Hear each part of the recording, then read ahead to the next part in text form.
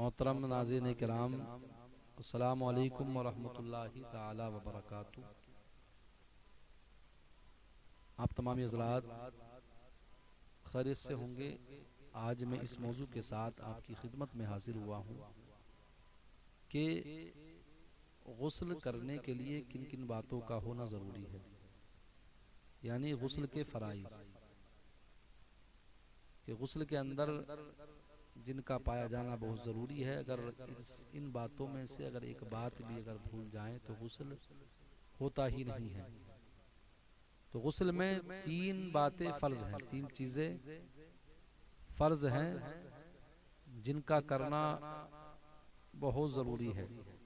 अगर इनमें से एक बात भी छूट गई तो गुस्ल होगा ही नहीं। पहली चीज गुस्ल के अंदर पहला फर्ज जो है वो है कुल्ली करना है।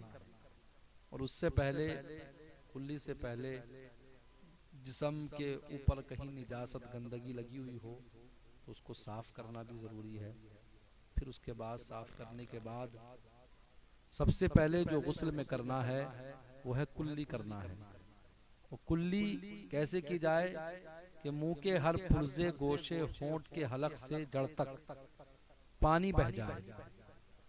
अक्सर लोग क्या करते हैं, वो ये समझते हैं कि थोड़ा सा पानी मुंह में लेकर और बाहर निकाल देते हैं, उसे कुल्ली समझते हैं। लेकिन वो कुल्ली नहीं हुई, वो तो वैसे ही थोड़ा सा पानी लेकर मुंह से बाहर निकालना हो गया। अगरचे जबान की जड़ और हलक के किनारे तक ना पहुंचे, यो गुस्ल ना होगा जब तक के पानी इस तरह से मुंह में ना घुमाया जाए और कुल्ली ना की जाए, तो गुस्ल ना होगा। न इस तरह नहाने के बाद नमाज जायज, बल्कि फर्ज है कि दाढ़ों के पीछे, गालों की तह में, दांतों की जड़ और खिड़कियों में, जबान की हर करवट में, हलक के हर हिस्से में पानी बह जाए, पानी पहुंच जाए। ये वही कुल्ली। गरगरे के साथ भी ये होना बहुत जरूरी है। और अगर रमजान की हालत में हो तो अब गरगरा नहीं कर सकते, बल्कि बगैर रोज़े के गरगरा करना ये सही है, और रोज़े की हालत में नहीं किया जा सकता है। तो गुस्ल का पहला फर्ज कुल्ली करना है गरगरे के साथ, इस अंदाज में कि मुंह के हर पुर्जे पुर्जे में पानी पहुंच जाए। अगर थोड़ी सी भी जगह रह गई तो कुल्ली नहीं मानी जाएगी। दांतों की जड़ों या खिड़कियों में कोई ऐसी चीज जो पानी से बहने से रोके, अगर वो जम गई हो दांतों की खिड़कियों में तो उसका छुड़ाना जरूरी है। अगर छुड़ाने में परेशानी हर्ज ना हो तो छुड़ाना जरूरी है। और जैसे छालियां के दाने की छिलके, गोश्त, जैसे छाली के जो दाने होते हैं, गोश्त के रेशे, और अगर छुड़ाने में जरर और हर्ज हो तो जैसे बहुत पान खाने से दांतों की जड़ों में जम जाता है पान, उसका पीप जम जाता है, चूना जम जाता है, तो इनमें अगर जिन बातों में हर्ज हो, परेशानी हो छुटाने में, तो वो माफ है। वो माफ है कि उससे मुंह में तकलीफ देने का अंदेशा हो, परेशानी हो, खाल छूटने का अगर अंदेशा हो, तो ऐसी चीज माफ है, ना भी छुटाई जाएगी तो उससे गुस्ल हो जाएगा।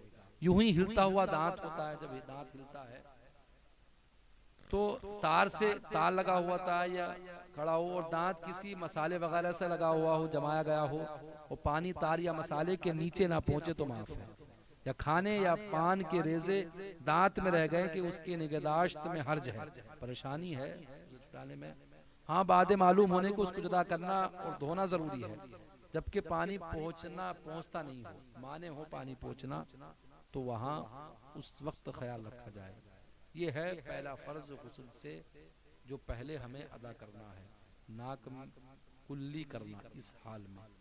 अब दूसरा फर्ज है नाक में पानी चढ़ाना, डालना, यानी दोनों नथनों का जहां तक नरम जगह है धुलना, कि पानी को सूंघ कर ऊपर चढ़ाए, पानी लप में लेकर वो सूंघे, जब ऊपर को सांस लेंगे तो पानी ऊपर जाएगा, तो चढ़ाए।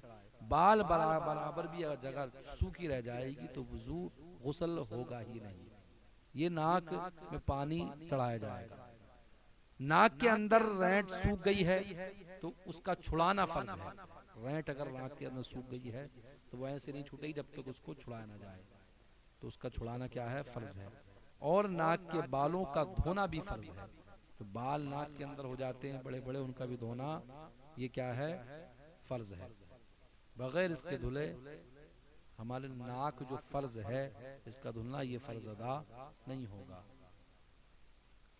तो पानी नाक में पहुंचाना हर हाल में जरूरी है। अगर सुराख अगर बंद ना हो तो उसमें पानी पहुंचाना जरूरी है। फिर अगर तंग है तो हरकत देना जरूरी है, वरना नहीं। अगर तंग है तो हरकत देना, वरना ऐसे ही पानी चला जाएगा। ये दो फर्ज हुए गुस्ल के। तीसरा फर्ज है पूरे जाहिरी बदन पर पानी बहाना। जो बदन दिख रहा है जाहिर है उस पर पानी बहाना ये फर्ज है। यानी किस तरह से, सर के बालों से पांव के तलवे तक जिस्म के हर पुर्जे हर रोंगटे पर पानी बह जाना। अक्सर आवाम बल्कि बाज पढ़े लिखे ये भी करते हैं कि सर पर पानी डाल कर बदन पर हाथ फेर लेते हैं, वो समझते हैं कि गुस्ल हो गया। हालांकि बाज आज़ा ऐसे हैं कि जब तक उनके खास तौर पर एहतियात ना की जाए वो नहीं धुल सकेंगे और गुस्ल ना होगा। लिहाजा हमें चाहिए कि हम आज़ाए वुज़ू में जो मवाज़े एहतियात हैं हर उज़्व के बयान में उनका जिक्र कर दिया गया है, लेकिन हमें चाहिए कि हम गुस्ल से पहले इन चीज़ों का ख्याल करें कि जब हम जिस्म पर पानी बहाएं तो कुछ मकामात ऐसे हैं कि जब तक हम वहाँ पानी हाथ से नहीं पहुँचाएंगे तो हमारा गुस्ल नहीं होगा और वहाँ पानी नहीं बह सकता है। तो पानी पूरे जिस्म पर बहाना फर्ज है जाहिरी बदन पर, और कुछ हिस्से ऐसे जहाँ पर पानी नहीं पहुँचता है तो वहाँ भी पानी पहुँचाना हमारे लिए ज़रूरी है, फर्ज है।